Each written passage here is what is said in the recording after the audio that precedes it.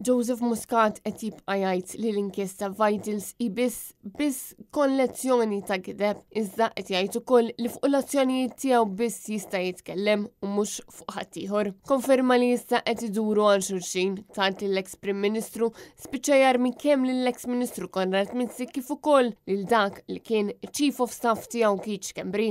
Il-ħadd it-Times irrapportat kif kien inħoloq fond ta' appoġġ ta' €1,000,000 minn Stewart Healthcare u li huwa suspettat li twaqqaf biex jiġu moddija flus lil Joseph Muscat, Keith Schembri u Konrad Mizzi. L-eks Prim Ministru jirribatti dan l-artiklu permezz ta' kitba fuq Facebook fejn qal lin-nies biex joqogħdu jistennew u li se jippreżenta dawk li Muscat sejjaħ provi meta u kif jażelu. Skont it-Times, il-fondi kienu f'kont bankarju tal-kumpanija Equator illi huwa mifhum li kien jintuża bħala kont minn Vitals u Stewart. Skont investigazzjoni li saret jidher ukoll li Muscat u Mizzi kienu firmaw bil mal-kumpanija Equator u l-kap ta' din il-kumpanija Armin Ernst kienu ukoll bat email li jiddeskrivi dan il-kont bħala fond għal attivitajiet politiċi u governattivi. Joseph Muscat fuq Facebook kiteb li la darba l-pulizija ma batux għalih issa se jħalli li l-awtoritajiet jistennew u se jwieġeb meta irritu. Però l-istess bħall-eks deputat Prim Ministru Chris Fearn anke u kiteb li jista' jitkellem biss dwar l-azzjonijiet u d-deċiżjonijiet tiegħu u ma jistax jikkummenta dwar x'korrispondenza kien hemm bejn persuni terzi u x'azzjonijiet seta' kien hemm,